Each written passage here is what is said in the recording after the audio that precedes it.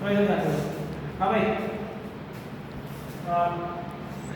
Class 9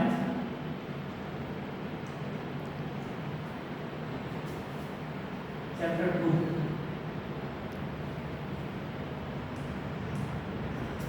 रूस की क्रांति, ठीक है।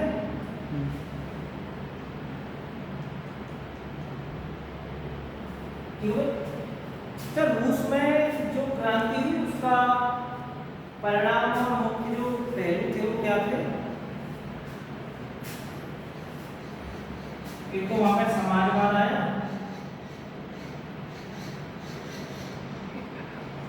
ठीक है, और एक क्रांति हुई कब?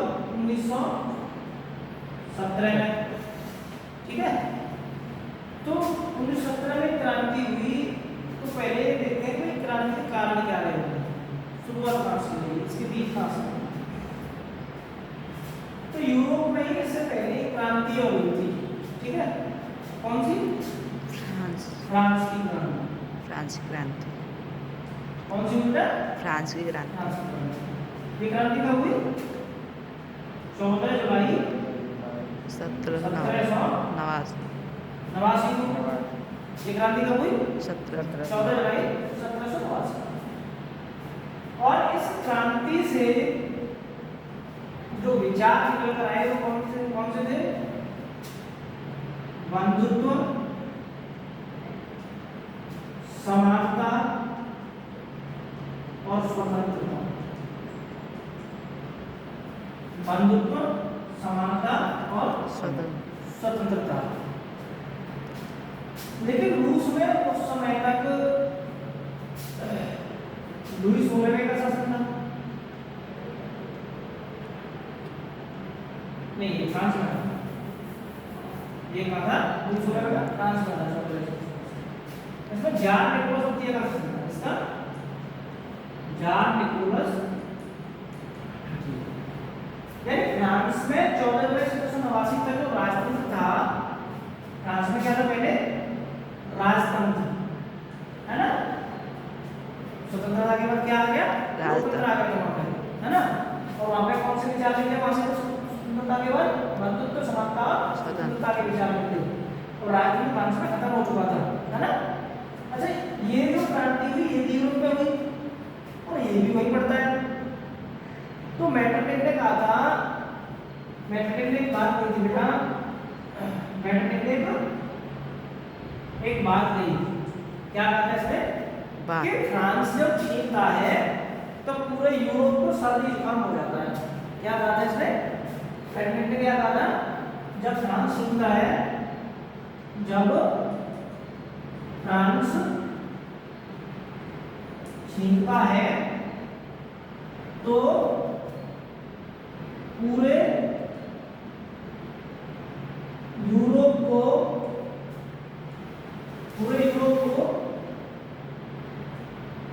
सर्दी जुकाम हो जाता है। ये नोट कर लो, नहीं नोट कर लो तो मैं सवाल कर देता हूं, है ना। नोट कर लो। रूस क्रांति कब हुई? 17 में। होगा शासक कौन था? जान निकोलस द्वितीय। फ्रांस की 14 जुलाई 1789 को हुई। यहाँ से वो क्या लेकर आए? कौन से थे? बंधुत्व, समानता, स्वतंत्रता के। यहाँ पे पहले क्या था? राजतंत्र। वहां में क्या आ गया? पहले अच्छा इसमें 3 स्टेप फ्रांस में रहे, हमने पढ़ा ना चैप्टर में। पहले वहां पर राजतंत्र था, फिर संवैधानिक राजतंत्र आया। क्या आया? संवैधानिक राजतंत्र। क्या आया? संवैधानिक राजतंत्र। और उसके बाद क्या हुआ? उसके बाद क्या आया? लोकतंत्र। उसके बाद क्या आया बेटा? लोकतंत्र। यानी जब जान निकोलस, सॉरी, फ्रांस में जो था लुईस 16 में तक राजा था, तब तक क्या था? राजतंत्र था। राजतंत्र का मतलब क्या होता है? राजा ही सब कुछ होता है ना। क्या होता है? राजा ही सब कुछ होता है। अंतिम फैसला किसका होता है? राजा का। न्यायपालिका ना कार्यपालिका, ठीक है। अंतिम फैसला किसका? राजा का। और राजनीति एक ऐसी प्रणाली होती है जिसमें राजा, जिसमें शासक का पद वंशानुगत होता है। कैसा होता है? कैसा होता है? वंशानुगत। यानी पहले राजा जो बेटा है, जो राजा बैठा हुआ गद्दी पर, उसका बेटा, उसे कहेंगे उत्तराधिकारी या युवराज। युवराज को बोलते हैं ना। राजा का बेटा कौन कहलाएगा? उत्तराधिकारी राजा का कौन बनेगा, राजा का बेटा, उसके बाद उसका बेटा, उसके बाद उसका बेटा, यानी उन्हीं के वंश का कोई शासक बनेगा। ठीक है।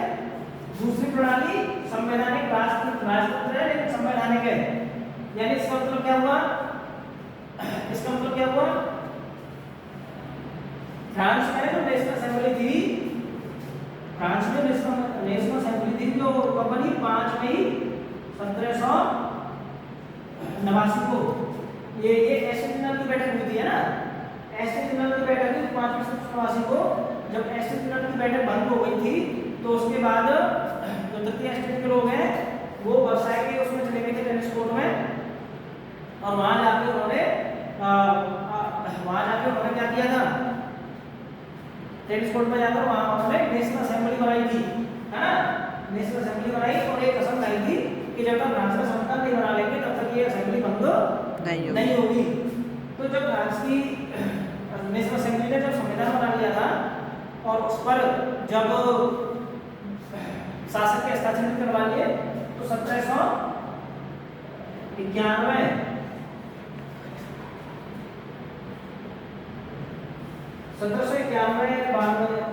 92 में क्या हुआ, फ्रांस का क्या था, जब संविधान लागू हो गया वहां पे तो संवैधानिक राजतंत्र बन गया था। क्या बन गया था, संवैधानिक राजतंत्र बन गया था। ठीक है, क्या बन गया था, संवैधानिक राजतंत्र। इसका क्या मतलब हुआ, राजा तो है लेकिन राजा के सिर पर एक और बैठा हुआ है। कौन बैठा हुआ है, संविधान बैठा दिया। कौन बैठा दिया, संविधान बैठा दिया। अब राजा की चलेगी, राजा जो काम करेगा वो संविधान के हिसाब से करेगा। राजा जो काम करेगा किसके हिसाब से करेगा, संविधान के हिसाब से। अब संवैधानिक राजतंत्र है। और उसके बाद 1793 में एक काम कर दिया, फ्रांस में राजा को दे दी फांसी, राजा खत्म, और किसकी चलने लगी, केवल संविधान की, केवल संविधान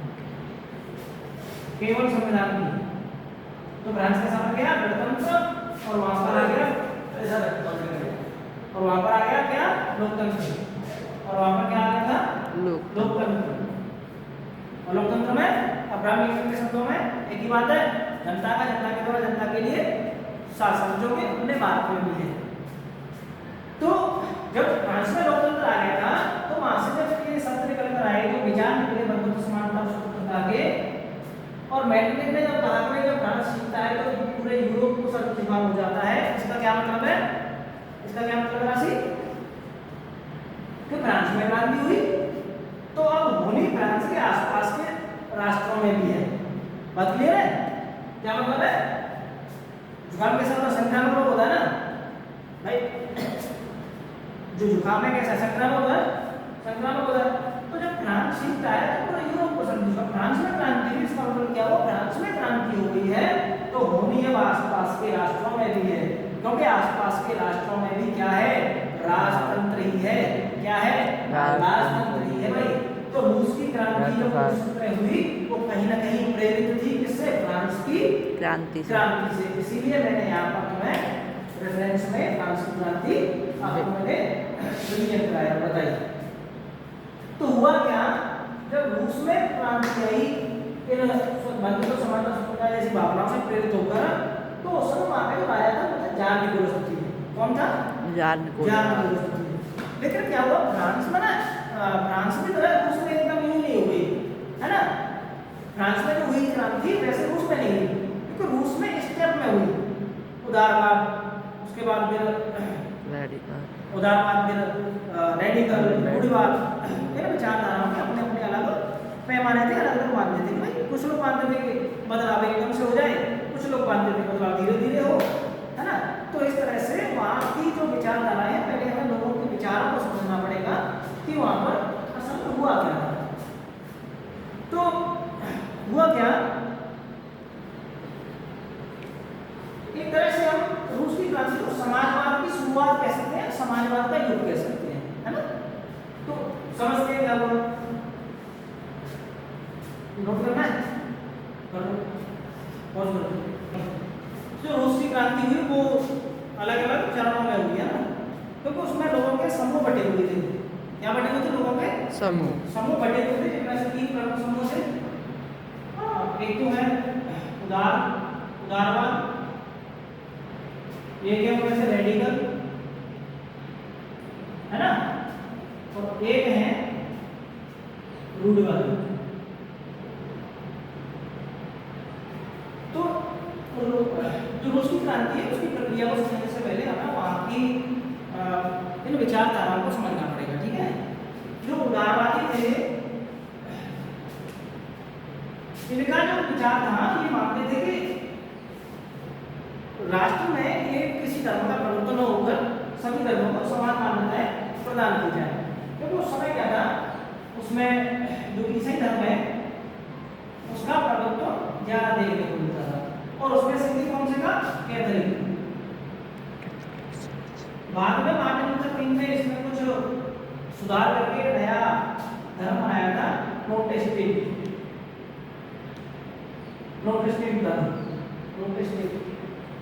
धर्म, ठीक है। इसके द्वारा बनाया है मार्टिन लूथर किंग।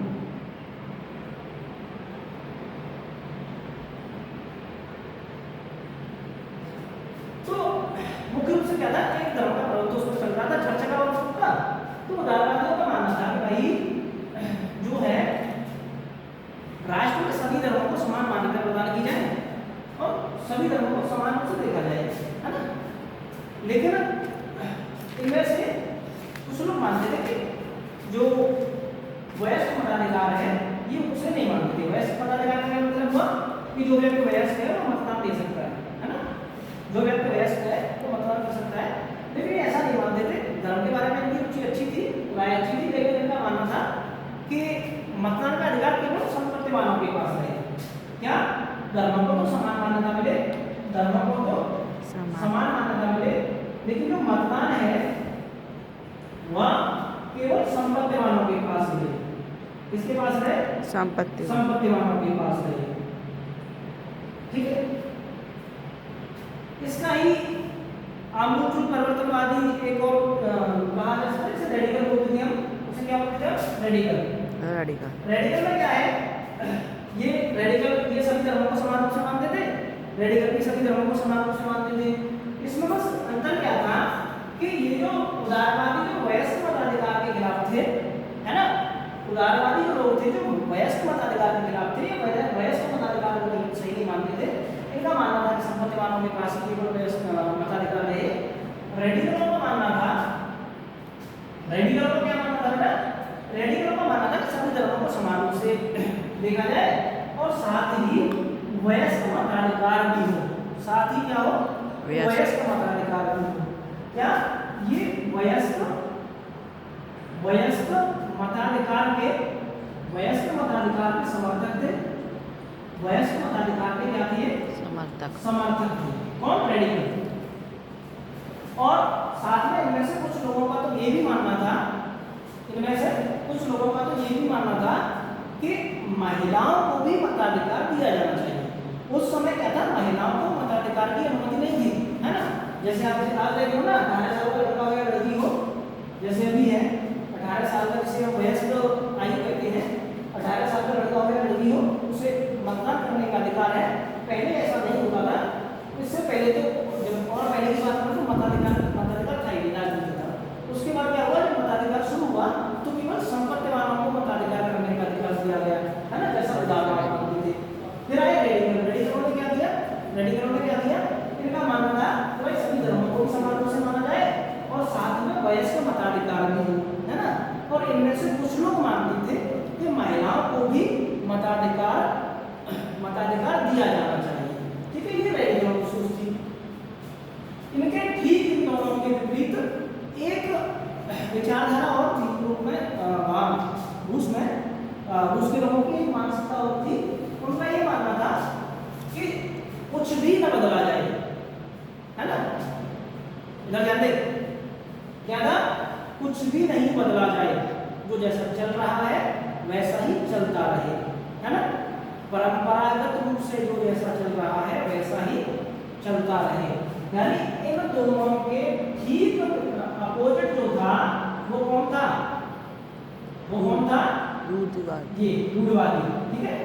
जो रूढ़वादी थे, रूढ़वादी जो थे इनके ठीक अपोजिट थे, ठीक है ना। हाँ, उदारवाद और रेडिकलवाद के ठीक अपोजिट जो थे वो रूढ़वादी थे। इन रूढ़वादियों को क्या मानना था,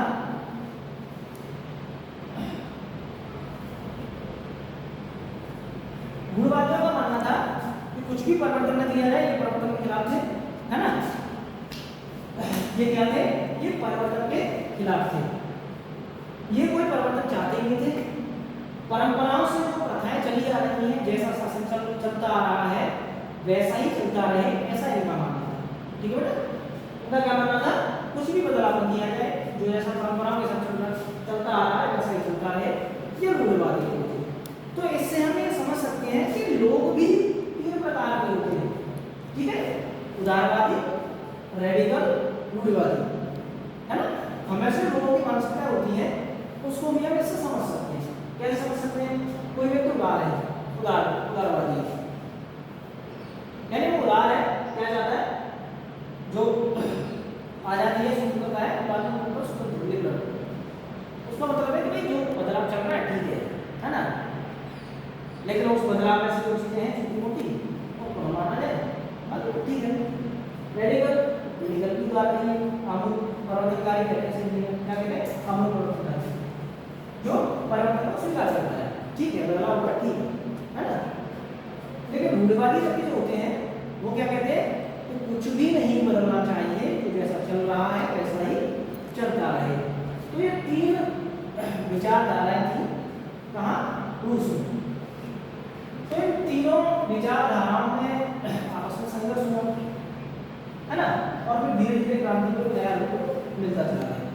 तो फ्रांस के क्रांति से यहाँ पर एक चीज हमें मिलती है, विचारधारा, ठीक है, नोट कर